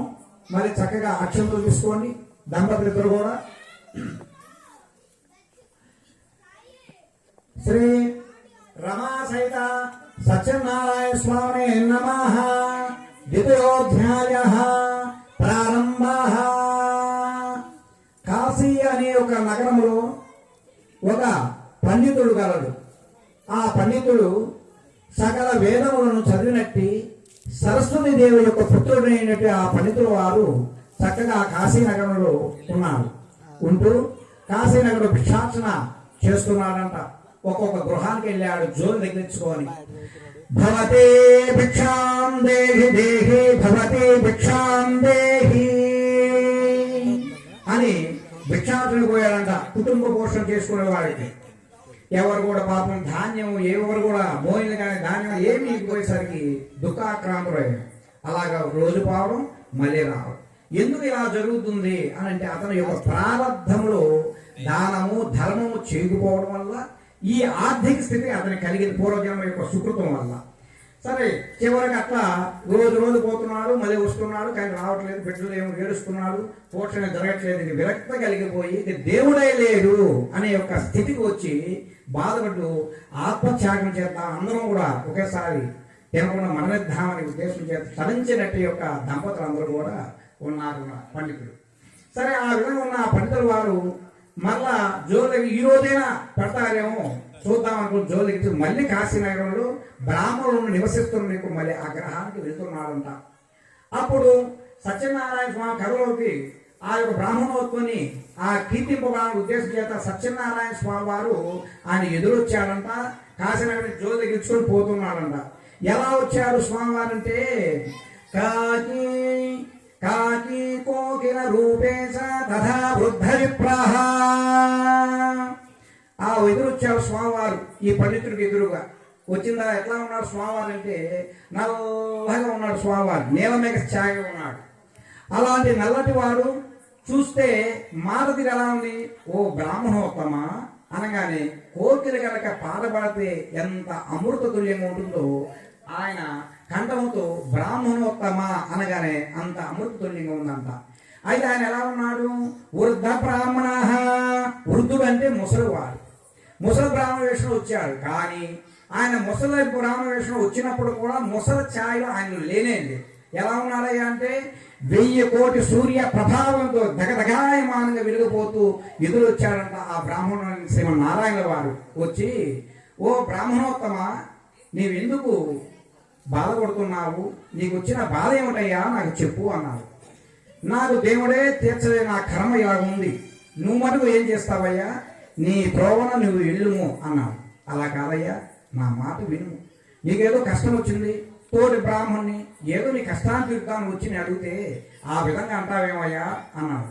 సరేలే, దేవుడే నా కష్టాలు తీర్చలేదు, ఇంకో నువ్వు వచ్చి తీరుస్తావా, అందులో వృద్ధాప్య దశలో నీకు బ్రాహ్మణోత్తరుని నీవు అని అంటూ ఆయన వెళ్తున్నాడు. అప్పుడు ఆయన అన్నాడు, ఆ ఆత్మత్యాగం చేసిన నీకు నేను చెప్పేది ఏమి రుచిస్తుందయ్యా అన్నాడు. అప్పుడు గ్రహించాడు ఆ బ్రాహ్మణోత్తరుడు, అవును నేను ఆత్మత్యాగం చేస్తానని ఈయనకి ఎలా తెలిసింది, మా ఇంట్లో ఈ విషయం ఈయన దగ్గర ఏదో దైవికం ఉంది, అయ్యా నేను ఈ విధంగా చేస్తాను మీకు ఎలా తెలుసు అంటే, నాకు అన్నీ తెలుసులేవయ్యా, నేను చెప్పింది ఒకటి, నీ దారిద్ర్యం అంతా కూడా తొలగిపోవడానికి ఒక వ్రతం ఉందయ్యా, ఆ వ్రతమే రమాసహిత సత్యనారాయణ స్వామి యొక్క వ్రతం. ఆ వ్రతమును ఆచరించినట్టయితే నీకు దారిద్ర్యం అంతా కూడా ప్రారంభంలో కర్మ కూడా తొలగిపోతుంది, నా మాట మీ ఒక్కసారికి ఆ వ్రతాన్ని ఆచరించవయ్యా అని అన్నాడంట. సరే అని చెప్పేసి, నాకు దేవుడి మీద నా నమ్మకం లేదు, నీ మీద తోటి బ్రాహ్మణుడు చెప్తున్నా కాబట్టి సరే నిన్ను నమ్మి నేను పోతున్నాను, నిజంగా ఆ దైవికం ఉందని చూద్దాం, ఈ రోజు పోయి నేను అడుగుతాను నిజంగా కనుక అని మళ్ళీ జోలు తెగించుకోవచ్చి అగ్రహారానికి వెళ్ళి భిక్షాం దేహి అని వేడుస్తూ దుఃఖిస్తూ బాధతో అడిగారంట పాపం బ్రాహ్మణోత్తముడు. ఎప్పుడైతే పరమాత్మ యొక్క ఆయన చెప్పాడో ఆయన కృప చేత జనులకి అందరూ కూడా బుద్ధి అంతా కూడా జ్ఞానోదయం చేసి వాళ్ళకి పెట్టాలని ఒక సంకల్పం కలిగి ఆ ద్వారం గుండా ఆ ధాన్యం తీసుకొని ఆ జోలు నిండా పోసారంట. నిండిపోయింది జోలు, బరువు మోయలేకపోతున్నాడు. ఇంకా సంతోషంగా వచ్చి బ్రాహ్మణోత్తముడికి ఎదురు నిలబడి, బ్రాహ్మణోత్తమా నీవు చెప్పావు నిజమే, నిన్ను నమ్ముతున్నాను, ఆ వ్రతం ఏమిటయ్యా, ఆ వ్రతము ఎట్లా చేయాలయ్యా, త్వరగా చెప్పు తండ్రి అని అడగ. అప్పుడు అది రమాస సత్యనారాయణ వ్రతం అయ్యా, ఈ వ్రత విధానం ఈ విధంగా చెయ్యి, నీకు దారిద్ర్యం కూడా అంతా కూడా క్రమేణ తొలగిపోతుందనగా ఆ వ్రత విధానానికి బ్రాహ్మణుడు తెలియపరిచి స్వామివారు పక్కకు వెళ్ళి అదృష్టం అయిపోయాడు ఆ సత్యనారాయణ స్వామివారు. ఎమ్మడి ఆ బ్రాహ్మణుడు తన గృహానికి వచ్చారు. చక్కగా సత్యనారాయణ స్వామి వారి వ్రతాన్ని నోచుకున్నాడు. ఆ నోచుకోగానే ప్రతి నెల చేయగా అతనికి దారిద్ర్యం తొలగిపోయి ఒక కోటీశ్వరునికి ధన సంపూర్ణ అన్నాడు. అలా ఉండగా ఒకరోజు కాష్ట అంటే కట్టెలు అమ్ముకొని జీవించేవాడు ఒకడు బ్రాహ్మణుడికి జరుగుతున్న ఈ యొక్క సత్యనారాయణ స్వామి వ్రతము ఆ చుట్టాల బంధువులను చూసి కట్టెల మోపు బయట పడివేసి వాకిన దగ్గరికి వచ్చి కూర్చొని ఆ వ్రతానంత విని అక్షంతలు వేసుకొని ప్రసాదం స్వీకరించి బ్రాహ్మణోత్తముని అడుగుతున్నాడంట.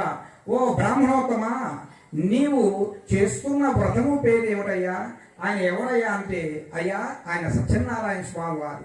నేను దారిద్ర్యంతో పాటు ఒక మహాముని నాకు చెప్పినాడు, ఈ వ్రతం చేయడం వల్ల సకల అభిష్టములను కూడా నెరవేరుతాయి, కాబట్టి మీరు కూడా చేసుకోవచ్చు అనగా ప్రసాదం స్వీకరించి ఇంటికి వెళ్ళి భార్యకి పెట్టి తను కొంచెం భుజించి అప్పుడు సత్యనారాయణ స్వామి వారి మనసులో నమస్కరించి, ఓ సత్యదేవ, నేను ఒక మహానగరానికి వెళ్తున్నానయ్యా, ఆ నగరంలో కనుక నాకు కట్టెల మోపు కనుక ఎక్కువ ధనం వచ్చినట్టయితే నీ వ్రతాన్ని నేను ఆచరిస్తాను అని అనుకొని కట్టెల మోపు శిరసను కట్టెలు అంటూ ఆ యొక్క మహానగరానికి వెళ్ళాడంట. ఆ మహానగరం ఎట్లా జరుగుతుంది? ఒక చోట గృహప్రవేశాలు, ఒక చోట వివాహాలు, ఇలా రకరకాల శుభ కార్యక్రమం జరుగుతుంది. మాకాలు పోటీ పడి ఆ యొక్క 100 రూపాయలు కట్టె మోపు కాస్త 500 ఇచ్చి తీసుకున్నారు. ఎంతో సంతోషంతో ఆ వచ్చిన యొక్క ధనంతో ఆ పట్టణాల నుంచి వచ్చేటప్పుడు ఆ వ్రతానికి కావాల్సిన వస్తు సామాగ్రిని కూడా తీసుకువచ్చి ఆ వ్రతాన్ని ఆచరించి ఆ కట్టెలు అమ్ముకునే వాళ్ళు కూడా ఉన్నంత కాలం కూడా దారిద్ర్యం లేకుండా వ్యాపారం బాగా సాగి ధనవంతుడి అంచెన మోక్షరూపమైనటువంటి వైకుంఠవాసాన్ని చేరుకున్నారు. జై సత్యనారాయణ స్వామి నమః. ద్వితయోధ్యాయ సమాప్త. భజంత్రీలు కౌమైకమైన గదను ధరించి తులసిమాలు విభూషితులై వెలుగొందుతున్న ఆ శ్రీమన్నారాయణ వారిని చూశాడంట. ఆ యొక్క నాగవారు చూసి, నమో వాగ్మనతీతాయ అమిత శక్తయే ఆది మధ్యాంతరహితాయ గుణాత్మనే, నా యొక్క వాక్కుతో కానీ మనసులో కానీ ఊహించుటకు అతీతమైనటువంటి ఒక రూపం గలవాడా శ్రీమన్నారాయణ, ఈ నారద మహర్షుల వారు నీకు నమస్కారం చేస్తున్నారయ్యా అని నమస్కారం చేశాడు భక్తితో. అప్పుడు స్వామివారు కనులు చిన్నగా తెరుస్తూ చిన్నగా నవ్వుతున్నాడంట. మందహాసే, చిన్నగా నవ్వుతూ చిరునవ్వుతో అప్పుడు నారదుల వారితో అంటున్నాడంట, నారద, నీవు వైకుంఠానికి వచ్చిన విశేషం ఏమిటి? ఎందుకు వచ్చావు? అందులోనూ నారద మహర్షుల వారు వైకుంఠానికి వచ్చారంటే ఏదో కొత్త విశేషాలు తీసుకువస్తూ ఉంటారు. కాబట్టి నీ మనసులో ఏముందయ్యా నారద, ఎందుకు వచ్చావు వైకుంఠానికి అన్నాడు పరంధాముడు అయినట్టు నారాయణుడు. అప్పుడు ఆయన అంటున్నాడు నారదుల వారు, ఓ పరంధామ, వైకుంఠవాస, కేశవ, నీకు తెలియని విషయం ఏముందయ్యా? అన్ని విషయాలు తెలుసు, అయినా నా నుంచి చెప్పియాలనే ఒక కుతాహల సంతోషంతో ఉన్నావు లేవు. సరే చెప్తాను స్వామి అని. భూలోకంలో ఎలాగుంది? అందరూ కూడా రకరకాల ఆర్థిక సమస్యలు, మానసిక సమస్యలు, శరీర సమస్యలతో ధార్మికులై భక్తులు జీవితాలు గడుపుతూ వాళ్ళు చాలా కష్టాలు పడుతున్నారు స్వామి. వారిని ఉద్ధరించేదానికి ఏమైనా ఉంటే నా యందు ప్రేమతో చెప్పు తండ్రి అని నారద మహర్షి వారి చేతులు జోడిస్తూ దుఃఖముతో వేడుస్తూ స్వామిని వేడుకున్నారంట. అంతలా నారద మహర్షి ఎప్పుడైతే ఆ దుఃఖంతో ప్రేమతో ఆయన్ని ఆరాధించారు, ఆ యొక్క నారాయణుడు ఈ విధంగా అంటున్నాడు, ఓ నారద మహర్షి, లోకాన గ్రహకాంక్షయా, నారద, ఎవరైతే అందరూ ఏం కోరుకుంటుంటారు? నా కుటుంబం బాగుండాలి, నా పిల్లలు బాగుండాలని కోరుకుంటారు. నువ్వు అలా కోరుకోవాలి. ఏం కోరుకున్నాడు? లోకాన గ్రహకాంక్ష, అన్ని లోకాల కన్నా కూడా మత్స్యలోకే మానవులు నివసిస్తుంది మత్స్యలోకం, భూలోకం. భూలోకంలో ఉన్న యొక్క జనులందరూ కూడా సుఖంగా ఉండాలి స్వామిని కోరుకున్నావే అది నీలో నాకు నచ్చింది. అందుకోసం ఒక వ్రతం ఉందయ్యా, ఆ వ్రతమే శ్రీ సత్యనారాయణ స్వామి వారి వ్రతము. ఆ వ్రతాన్ని కనుక ఆరాధించినట్లయితే సకల దారిద్ర్యములు సకల బాధలు అన్ని తొలగిపోయి శుభత్వం కలుగుతుంది అని చెప్పారు. సరే స్వామి అని చెప్పి ఆ వ్రత విధానమును ఏ విధంగా చేయాలి, ఎప్పుడు చేయాలి, ఎప్పుడు ఆరాధించాలి, ఆ విశేషమని కూడా నాకు తెలియపరచు తండ్రి అంటున్నారు మహర్షి వారి అడిగారంట. అంత శ్రీమన్నారాయణుడు చెబుతున్నాడు, ఓయి అన్ని వ్రతముల కన్నా కూడా ఈ సత్యదేవుని యొక్క అమోఘమైన ఈప్సతారకమైన ఫలితము ఇచ్చున్నది ఉన్నది. ఈ వ్రతమును ఎప్పుడెప్పుడు చేయాలి అంటే కార్తీక మాసంయాయాం మాఘమాసే మాఘమాసంతాయాం వైశాఖ మాసే. ఈ యొక్క వ్రతాన్ని కార్తీక మాసంలో చేస్తే ఉత్తమం. రెండవ మాసము మాఘమాసంలో మంచిది, లేదా వైశాఖ మాసంలో అయినా ఈ వ్రతాన్ని ఆచరించుకోవచ్చును. అదే కాకుండా నాకు ఇష్టమైన ఏకాదశమ్యాయాం పూర్ణిమ్యాయాం ఏకాదశి రోజు కూడా ఈ వ్రతాన్ని ఆచరించవచ్చు, లేదా పౌర్ణమి రోజైనా కూడా ఈ వ్రతాన్ని ఆచరించవచ్చు. అది లేని పక్షాన ఇంకెప్పుడు ఆచరించాలి స్వామి అని అడిగినప్పుడు మేషరాశన్యాయాం మీనరాశన్యాయాం. ఈ యొక్క సూర్య భగవానుడు మేషరాశి నుంచి మీనరాశి, ఒక రాశి నుంచి ఒక రాశిని మారుతుంది. దాన్నే మాసము అంటారు. నెలకు ఒకసారి మారుతుంటాడు. ఆ మారే యొక్క సందర్భం ఏదైతే ఉందో ఆ సమయాన్ని ఈ వ్రతాన్ని ఆచరించవచ్చు. లేదయ్యా ఇంకెప్పుడు చేయొచ్చు ఈ వ్రతం అంటే ఉత్తరాయణము దక్షిణాయనము అని మనం పిలువబడుతుంది. అది 6 నెలలు, ఇది 6 నెలలు. అప్పుడైనా ఈ వ్రతాన్ని ఆచరించవచ్చును అని చెప్పారు. లేదు అలాంటి యొక్క తిథులు లేవు, ఇంకెప్పుడు చేయొచ్చు ఈ వ్రతం అంటే ఏదైనా ఒక కార్య నిమిత్తంగా విజయం కావాలని మనం పోయేటప్పుడు కార్యసిద్ధి కొరకు వ్రతం చేయొచ్చు. నిండు దారిద్ర్యంతో తినేదానికి తిండి లేక ఆర్థికమైన సమస్యలతో బాధపడేట్టు ఈ వ్రతాన్ని చేయవచ్చు. సౌభాగ్యం కోరి వ్రతం చేయొచ్చు. సత్సంతానం కలిగి వ్రతం చేయొచ్చు. దాంపత్య సుఖం కోసం పిల్లల కోసం వ్రతం చేయొచ్చు. సకల అభిష్టములు నెరవేర్పే వ్రతం ఎప్పుడైనా చేయవచ్చు, దానికి సమయం లేదయ్యా అని చెప్పాడు. అన్ని దగ్గర అమోఘమైనట్టు ఏమిటి? పౌర్ణమి ఏకాదశి కుదరని పక్షాన ఏ రోజైనా కూడా ఆపత్కాలంలో ఈ వ్రతం ఆచరించినట్లయితే వాళ్ళ మనోభిష్టములను కూడా తప్పక నెరవేరుతాయి అని చెప్పారు. సరే స్వామి, ఈ వ్రత విధానం మీరు చెప్పారు, బాగున్నారు. ఈ వ్రతాన్ని ఎవరెవరు చేయాలయ్యా అని అడిగాడు.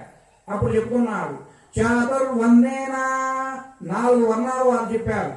ఎవరయ్యా ఆ 4 వర్ణాలు అని అంటే బ్రాహ్మణ, క్షత్రియ, వర్తక, శూద్ర అని 4 వర్ణాలు పరమాత్మను చేయబడి ఉన్నట్టు అందరూ కూడా చెప్పారు. ఈ 4 వర్ణాలు కూడా భక్తి ప్రభుత్వంతో ఈ వ్రతాన్ని ఆచరించుకోవచ్చును అని చెప్పారు.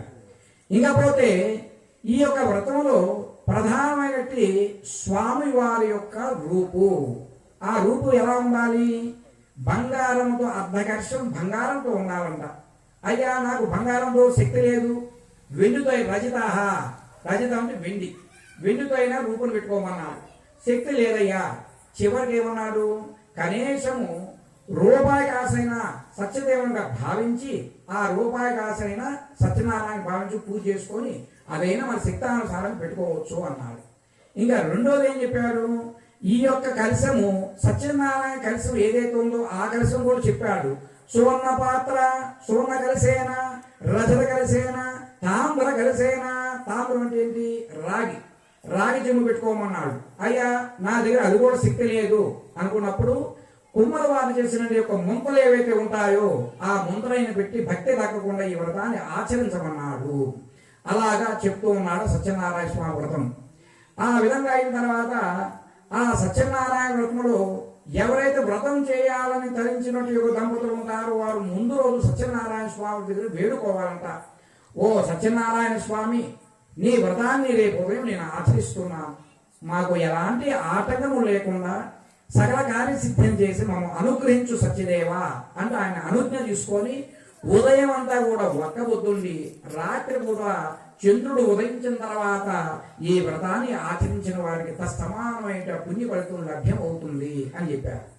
ఈ వ్రతంలో ప్రధానంగా మనపారాధన చేసి తెల్లని యొక్క వస్త్రం వేసి దాని మీద కలశం పెట్టి కలశంలో విష్ణువు యొక్క సత్యదేవుని యొక్క ఆవాహన చేసి పూజ చేసి మనపారాధనలో గణపతి పూజ, నవగ్రహాలు, పంచలోహాలు, అష్టదిక్పాలకులు అన్నింటినీ ఆవాహన చేసుకొని పూజించి మండపారాధన చేయవలేదు. ఈ విధంగా మండపారాధన చేసిన తదనంతరము, పూజ అయిన తదనంతరము స్వామివారికి ఇష్టమైన గోధుమ యొక్క నూక ఏవైతే ఉందో ఆ గోధుమ నూక, చక్కెర, జీడిపప్పు, ద్రాక్ష, యాలక్కాయలు, పచ్చకర్పూరం, దాంతో ఆవుని అన్నింటిని కూడా మధువు అన్నింటిని కూడా రంగరించి చేరం పావు తక్కువ కాకుండా సత్యదేవునికి ఆ ప్రసాదాన్ని అనుగ్రహించాలంట. అనుగ్రహించి ఆ ప్రసాదాన్ని భక్తితో మనందరూ కూడా భుజించవలేను. కాబట్టి ఈ కలియుగంలో ఈ సత్యనారాయణ స్వామి వ్రతాన్ని ఎవరైతే చేస్తారో వారికి అన్ని కోరికలు కూడా నిర్విఘ్నుగాక అని చెప్పాడు. మొదటి అధ్యాయంలో ఏ విధంగా మనం ఎప్పుడు ఆ వ్రతాన్ని ఆచరించాలి, ఆ వ్రతం చేయడం వల్ల ఏమిటి ఫలితము అని విశేషం అంతా కూడా మొదటి కథలో చెప్పబడి ఉంది. జయ రమా సైత సత్యనారాయణ స్వామి నమః. అయ్యా భజన ఏకదా నైమసారణ్యే ఋషయా సర్వకాదయః ప్రాపచ్చరానం సూతం పౌరాణికం కలుః. పూర్వముకప్పుడు సూత భరతఖండములో సూత పౌరాణికుడు అనే ఒక మహామునేంద్రుడు ఉండేవాడు. ఆయనకి అన్ని విద్యలు తెలుసు. ఏమిటయ్యా విద్యలు అంటే ఋగ్వేదము, యజుర్వేదము, సామవేదము, అథర్వవేదము అనే ఒక 4 వేదాలు చదువుకున్నవాడు సూత పౌరాణికుడు. అలాగే ఉపనిషత్తులు, అష్టాదశ పురాణములు అన్ని కూడా చదివినట్టు మహాజ్ఞాన సంపన్నుడు ఈ సూత పౌరాణికుడు. ఎవరయ్యా ఈ సూత పౌరాణికుడు? ఎవరి శిష్యుడు? వ్యాస మహామనేంద్రుడి యొక్క ప్రియ భక్తుడు, ప్రియ శిష్యుడు ఈ సూతుల వారు.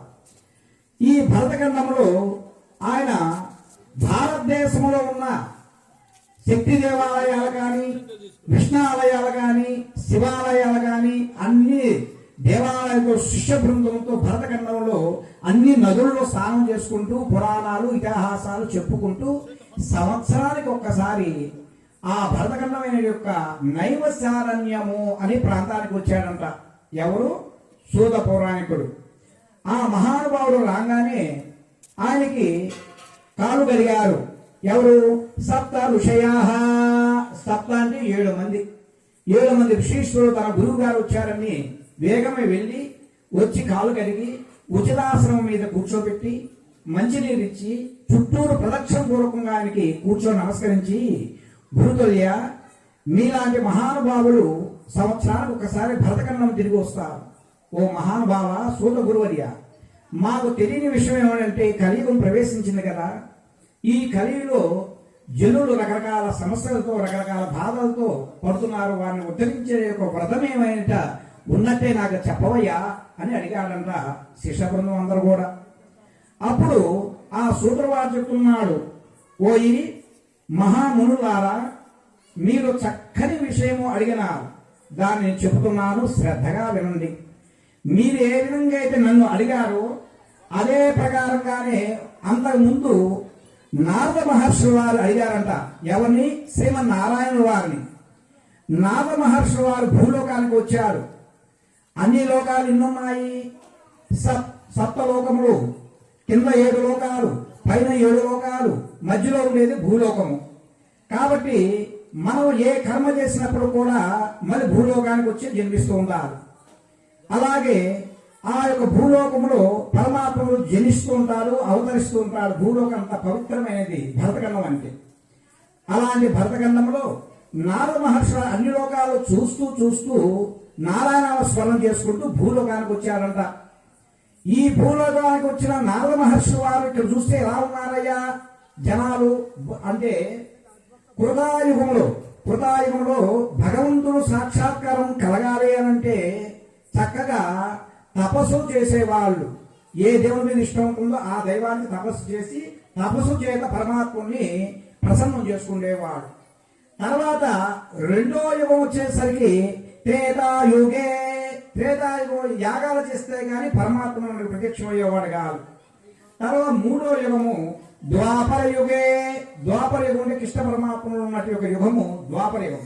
అర్చన చేస్తే గాని పరమాత్మ యొక్క అనుగ్రహం కలిగేది కాదు. కలియుగే హరినామ సంకీర్తన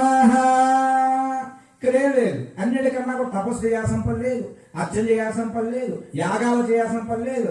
ఒక్క పరమాత్మ యొక్క పరమ పవిత్రమైన హరినామ హరి అనే ఒక 2 అక్షరములు చేతే పుణ్యం లభ్యమవుతుందయ్యా.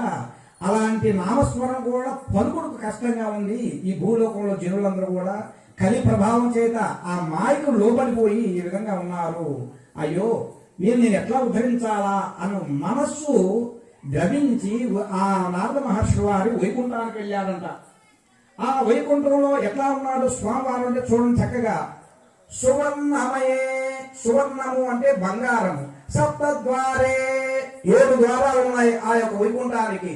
అటు ఇటు జయ విజయుడు, గాన గంధర్వులు, కింపురుషులు అందరూ కూడా ఓం నారాయణ ఆది నారాయణుడు నమస్కారం చేసుకుంటున్నాయి ఆ వైకుంఠం. అలాంటి వైకుంఠానికి నారద మహర్షి వారు వెళ్ళారు. వెళ్ళి స్వామి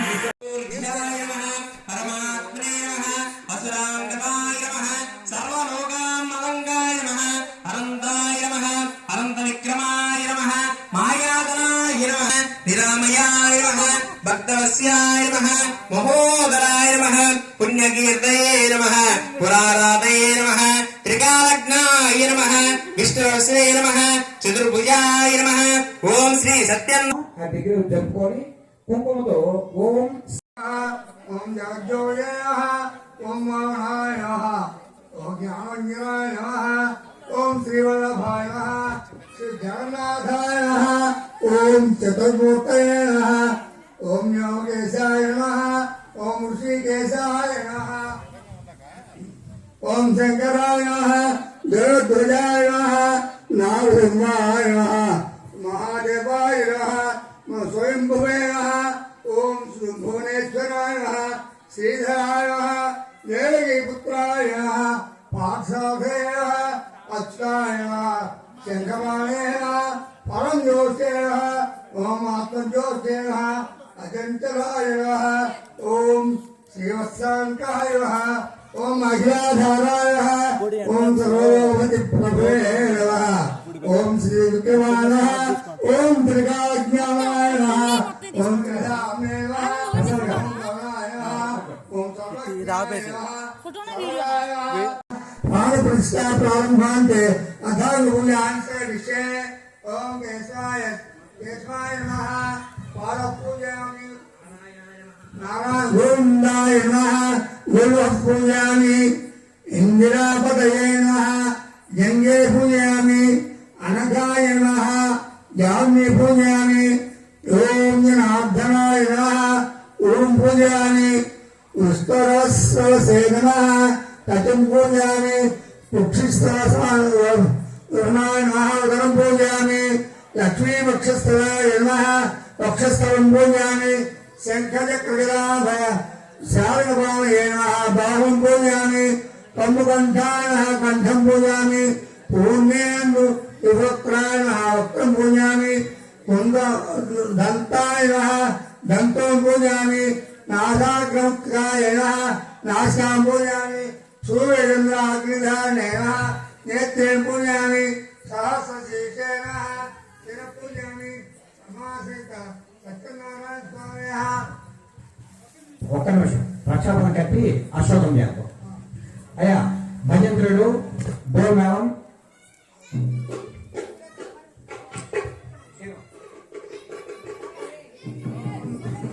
అందరూ రక్షావతి కృష్ణమాం రక్షదగతం మూఢం నరకోం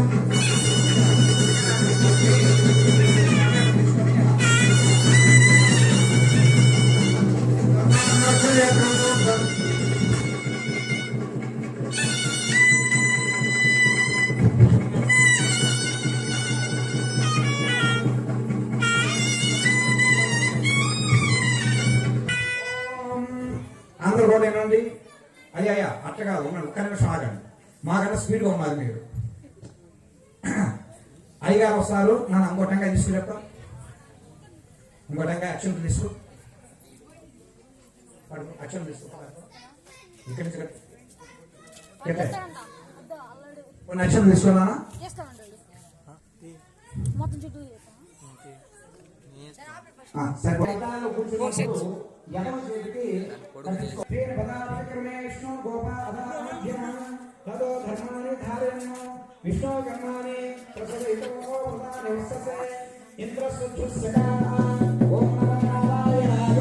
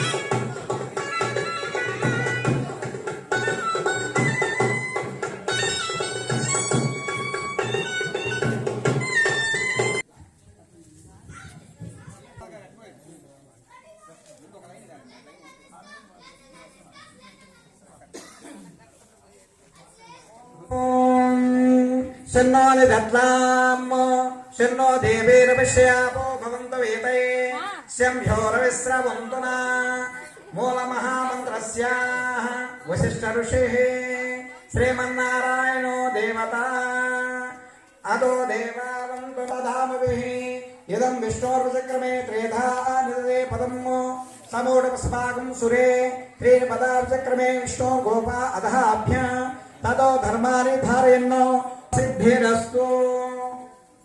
అదాంగా శ్రీ సత్యనారాయణ స్వామి దేవత పుష్ప తులసి దళాది అష్టోత్తర మీరందరూ కూడా ఆ రూపకాశకి ముందు అక్షంతమ్మా. శ్రీ రమా సహిత సత్యనారాయణ స్వామి దేవత భూర్వ వస్త్రార్థం అక్షరాన్ని సమర్పయామి ప్రోదార్థం వృద్ధాక్షరాన్ని సమర్పయామి. గంధం ఏంటి? గంధద్వారా విగంధ. మీరు కూడా గంధం పటం మీద కలిసిన మీద మండపం మీద బాగా చదవండి. గంధద్వారా విగంధ గంధద్వారాంధ్రాదృశాం పుష్టాంగరేషిణీం ఈశ్వరం సర్వభూతానాం తాం యోభ్యేశ్వరం పరిమళ గంధాం ధారయామి. కుంకుమ పొట్టు పెట్టండి కలశానికి పటానికి. ఓం నమో నారాయణాయ ఓం నమో భగవతే వాసుదేవాయ నమః. కుంకుమ పరికల్పయామి. తర్వాత రక్షణ. ఇప్పుడు మనకి సత్యనారాయణ స్వామి వారి వ్రతం ఎందుకు చేయాలి? ఆ వ్రతం ఉన్నట్టు కొంచెం గొప్పతనం ఏంటంటే మన స్వామివారిని ముందుగా మనం చేసే మంత్రం చెప్పుకుంటాం. సాంగం సాయుధం సవాహనం పదాన సమేతం పంచలోకదేవతమావాహయామి అని. పంచలోకాల యొక్క 5 లోకాలు ఉన్నాయి. ఆ 5 లోకాలు ఎవరెవరు దేవతలు ఉంటారు అని అంటే బ్రహ్మలోకం బ్రహ్మదేవుడు సరస్వదేవుడు. ఈ వ్రతంలో వారిని పిలిచాము. అయ్యా భూమిగా సమేత కళ్యాణ వెంకటేశ్వర స్వామి ఈ వ్రతాన్ని సామూహికంగా చేసుకుంటున్నాము. గౌరవంగా మేము చూస్తున్నాం. అన్నయ్యకు మంగళపూర్వకంగా ఆ బ్రహ్మదేవుని ఆ యొక్క సరస్వదేవిని పిలిచారు. 2 గౌరీమావాహయామి. గౌరీదేవిని పిలిచారు. ఎందుకని? మాంగళ్యం గట్టిగా ఉండాలి, ఆయుష్ బాగుండాలి, సౌభాగ్యం ఉండాలి. గౌరీదేవి ఉన్నారు. అలాగే గౌరీ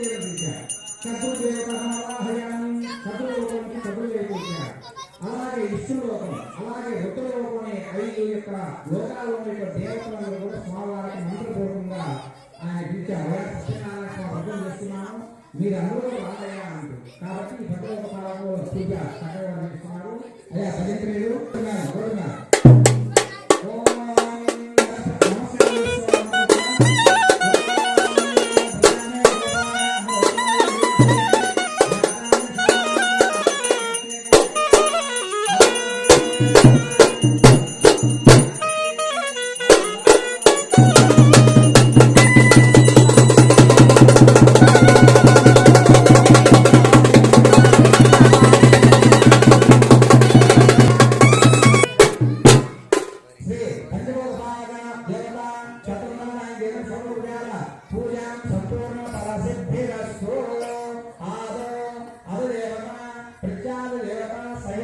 నవగ్రహ మండపారాధన నవగ్రహ పూజా కరిష్యే.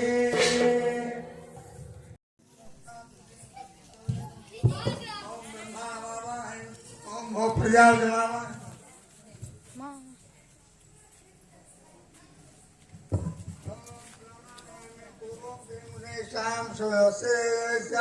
శ్రీ రమా సహిత సత్యనారాయణ స్వామి వ్రతాంగత్వేన స్వచ్ఛేన నిత్యానుపానవచ్చం గరిషే.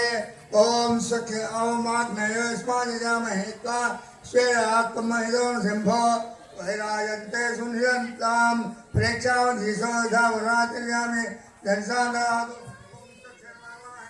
శాంతమావాహిని హరమావాహిని అమితమావాహిని నిత్యానుపానమః ఆవాహయామి.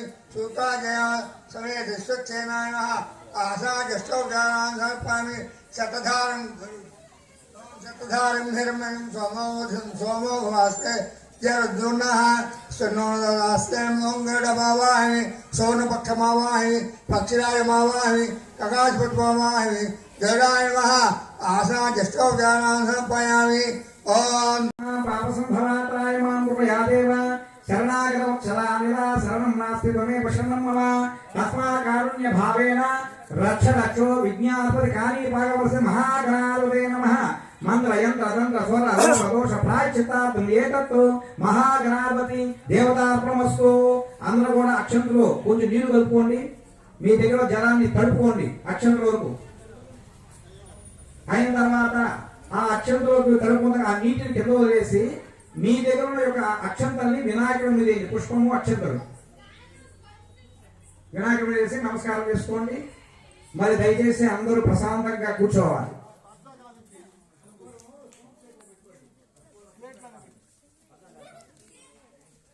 అందరూ కూర్చోవాలి.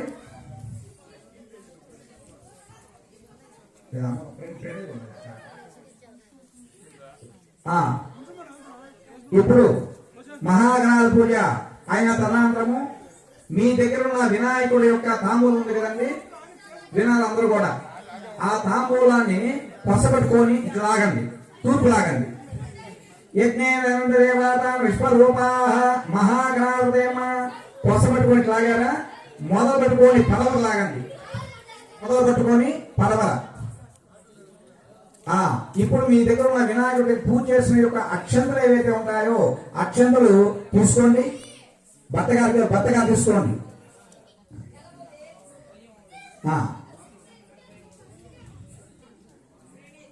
ఆ తర్వాత భర్తగారు ఎవరైనా అక్షంతల ముందు మీరు శిరస్సు మీద చేసుకోవాలి. తర్వాత మీ భార్యగా ఎరగైంది.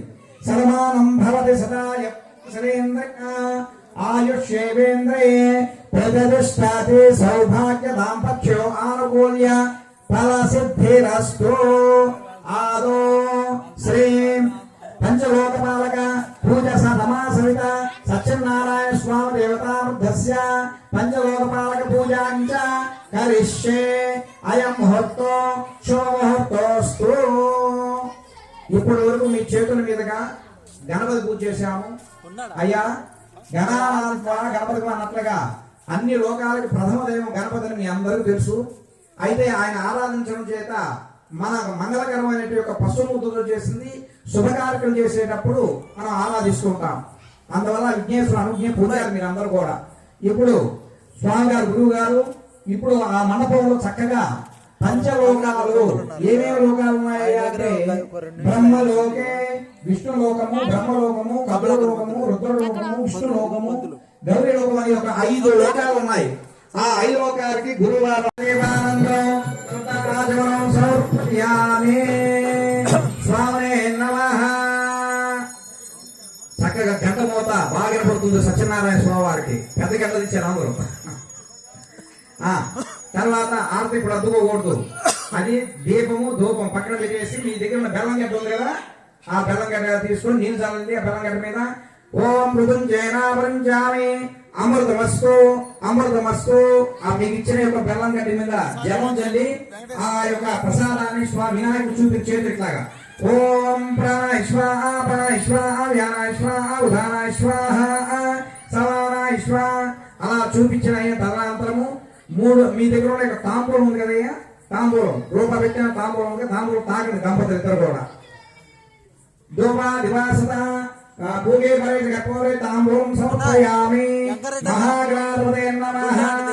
తాంబూలం తాగిన తదనంతరము మళ్ళీ ఒక కర్పూరం పిల్ల వేసుకొని వినాయకుడు మళ్ళీ హారతిని ఇందాక ఇచ్చినట్టు ఇప్పుడు మీరు కళ్ళు కద్దుకోవాలి.